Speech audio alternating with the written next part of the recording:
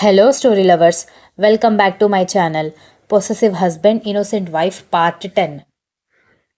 ఒకవైపు కర్ణ నిద్రపోతూ ఉండడంతో మరొక వైపు కొత్త ప్రదేశం కావడం, అమ్మా నాన్నని చూడాలని అనిపిస్తూ ఉండేసరికి దక్ష ఆ రోజు రాత్రి సరిగ్గా నిద్రపోలేదు.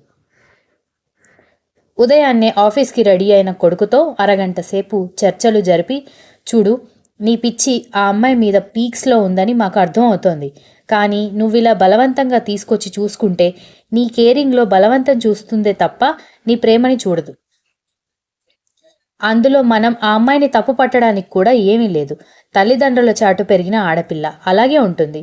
అదే నువ్వు ఈరోజు వాళ్ళ ఇంట్లో డ్రాప్ చేసి ఇద్దరు కేర్ టేకర్స్ని, నర్సుని పెట్టావంటే ఆ అమ్మాయి ఖచ్చితంగా నీ ప్రేమని అర్థం చేసుకుంటుంది. నీ ప్రేమలో ఉన్న డెప్త్ గురించి ఆలోచిస్తుంది.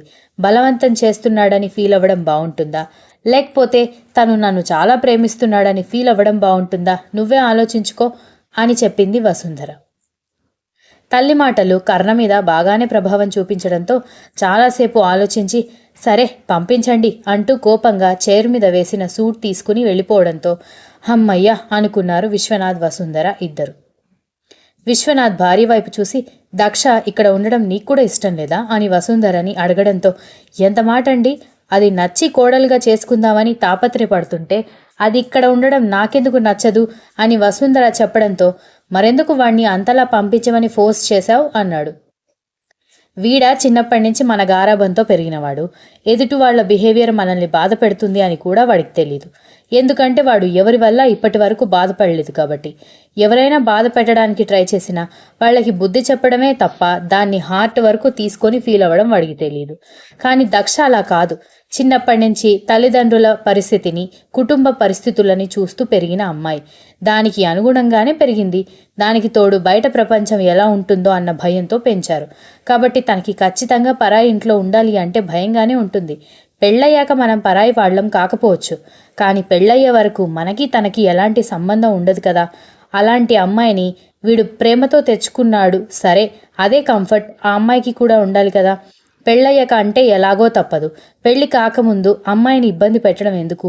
పైగా నాకు చాలా అనీజీగా ఉంది ఆంటీ, ఇంటికి వెళ్తాను అని అడిగింది. అలా నోరు తెరిచి అడిగాక కూడా నేను చూసి చూడనట్టుగా ఉండలేను కదా అంది వసుంధర.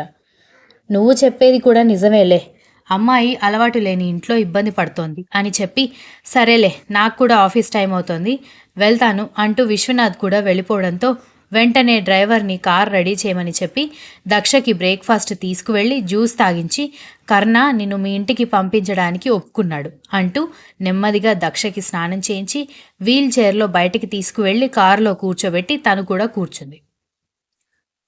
దక్ష వాళ్ల ఇంటి ముందు ఒక అరగంట తర్వాత కారు ఆగడంతో అందరూ బయటికి వచ్చేసరికి దక్షని వీల్ చైర్లో దింపుకుంటూ వసుంధర లోపలికి రావడం చూసి, మేడం మీరేంటి ఇక్కడ అని త్వరగా కుర్చీ తీసుకురమ్మని భాస్కర్ హడావిడి చేస్తుంటే కుర్చీ దానితో పాటు నిమ్మరసం కూడా తీసుకొని వచ్చింది మహాలక్ష్మి. దక్ష అక్కడ చాలా ఇబ్బంది పడుతోంది భాస్కర్, అందుకే నేనే మా వాడిని ఒప్పించి తనని ఇక్కడ వదిలిపెట్టి వెళ్దామని వచ్చాను అనగానే భాస్కర్, మహాలక్ష్మి హమ్మయ్య అన్న ఎక్స్ప్రెషన్ ఒకరికొకరు ఇచ్చుకుంటే, ఇప్పుడు నీకు మనశ్శాంతిగా ఉందా? అక్కడ ఉన్నంతసేపు రాగాలు తీస్తూనే ఉన్నామని కోడల వైపు చూసింది వసుంధర.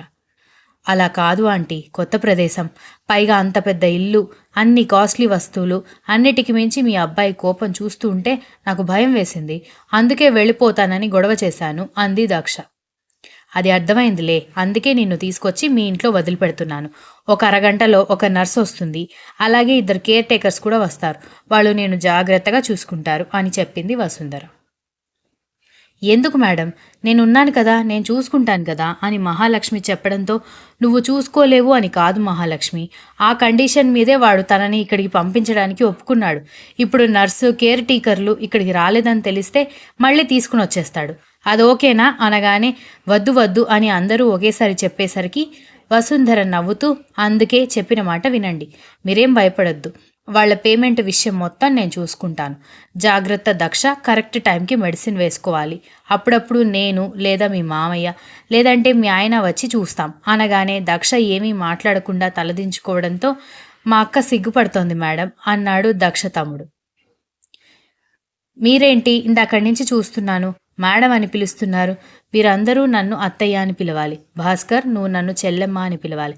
ఇంకా మహాలక్ష్మి, నువ్వు నన్ను వదిన అని పిలవాలి అని వసుంధర చెప్పడంతో, కొంచెం టైం పడుతుంది మేడం, అంత త్వరగా అలా పేరు పెట్టి పిలవలేము అని చెప్పడంతో, నేను అందుకే కదా వరుస పెట్టి పిలవమంటున్నాను అని వసుంధర నవ్వి, సరే కానీ అలవాటు చేసుకోండి. మీరు ఇలా మేడం మేడం అని పిలిస్తే చూసేవాళ్ళకి బాగోదు. జాగ్రత్త దక్ష అని చెప్పి వెళ్ళిపోయింది వసుంధర. ఆఫీస్కి వెళ్ళిన కర్ణ చాలా సీరియస్గా ఉండడంతో అతనిని కదిలించే ధైర్యం ఎంప్లాయీస్ ఎవ్వరూ చేయలేదు. నువ్వు అసలు ఫ్రెండ్వేనారా అంటూ లోపలికి దూసుకొచ్చాడు సిద్ధార్థ్. అసలే దక్ష వెళ్ళిపోయింది అన్న కోపంలో ఉన్న కర్ణ సిద్ధార్థ్ మాటలకి అసహనంగా సిద్ధార్థ్ వైపు చూసి, ఏంట్రా నీ నొప్పి అని అడగడంతో, పెళ్లి కుదిరింది, చెల్లెమ్మని చూపించలేదు, అది పక్కన పెట్టు, కనీసం పెళ్లి కుదిరింది అని చెప్పడానికి ఏం రోగం రా నీకు అని అరిచాడు సిద్ధార్థ్. అంతా సడన్గా అయిపోయింది, చెప్పడానికి కుదరలేదు, నాకు అసలే తిక్కగా ఉంది, అనవసరంగా నన్ను ఇరిటేట్ చేయకు అని చాలా కామ్గా చెప్పాడు కర్ణ.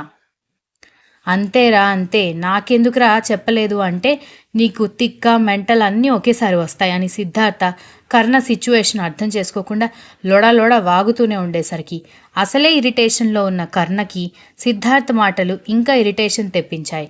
కానీ చాలా వరకు తన కోపాన్ని కంట్రోల్ చేసుకోవడానికి ట్రై చేశాడు.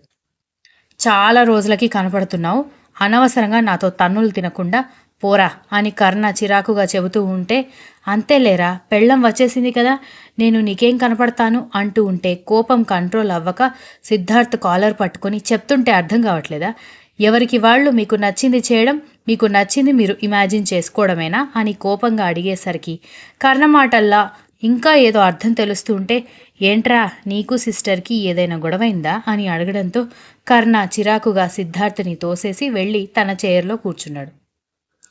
సిస్టర్ అన్న పేరు ఎత్తగానే కర్ణ కామ్గా వెళ్ళి కూర్చోడంతో, ఓరిని ఇంకా పెళ్ళి కూడా కాలేదు, అప్పుడే నీ మీద సిస్టర్ ఎఫెక్ట్ బాగానే ఉందిరా, అయితే నీకు ఇంతలా మండిపోవడానికి కారణం నీకు సిస్టర్కి మధ్య ఏదో జరగడం అన్నమాట అని సిద్ధార్థ ఏదో అర్థమైనట్టుగా చెప్పడంతో కర్ణ సీరియస్గా చూశాడు.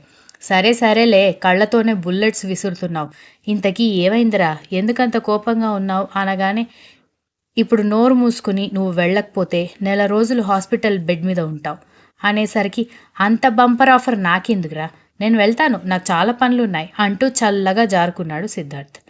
సాయంత్రం నిమ్మరసం తీసుకుని కూతురు దగ్గరికి వెళ్తున్న మహాలక్ష్మి చేతిలో నుంచి గ్లాస్ జారిపోవడంతో, ఏమైందే అంటూ భాస్కర్ బయటకొచ్చి గుమ్మంలో కనిపిస్తున్న కర్ణ వైపు చూసి, రండి బాబు అని పిలవడంతో తను ఎక్కడా అని అడిగాడు. రూమ్లో రెస్ట్ తీసుకుంటుంది బావా, కేర్ టేకర్స్ నర్సు కూడా అక్క దగ్గరే ఉన్నారు అని దక్ష చెల్లెలు వచ్చి చెప్పడంతో దక్ష దగ్గరికి వెళ్ళాడు కర్ణ. కేర్ టేకర్ మెడిసిన్స్ వేస్తుంటే అవి తీసుకుని, మీరెందుకు అనవసరంగా నా కోసం శ్రమ పడుతున్నారు, కావాలంటే మీరు మీ ఇంట్లోనే ఉండి నాకు ఇక్కడ సేవలు చేస్తున్నారని చెప్పండి, ఏం ప్రాబ్లం లేదు అని దక్ష చెబుతుంటే, అక్క ఎవరు వచ్చారో చూడు అని ఆ మాటలన్నీ విన్న దక్ష చెల్లెలు కంగారు పడి గబగబా చెప్పేసింది. తల తిప్పి చూసిన దక్ష అక్కడ కర్ణ నిలబడి ఉండడంతో వెంటనే గతుక్కుమని దిక్కులు చూస్తూ ఉంటే కర్ణ కనిపించడంతో వాళ్ళందరూ బయటికి వెళ్ళిపోయారు. కర్ణ సీరియస్గా చూస్తూ వచ్చి ఆమె పక్కన కూర్చోవడంతో దిక్కులు చూస్తూ కూర్చుంది Daksha. Continuous. If you like the story, please like, share, comment and don't forget to subscribe.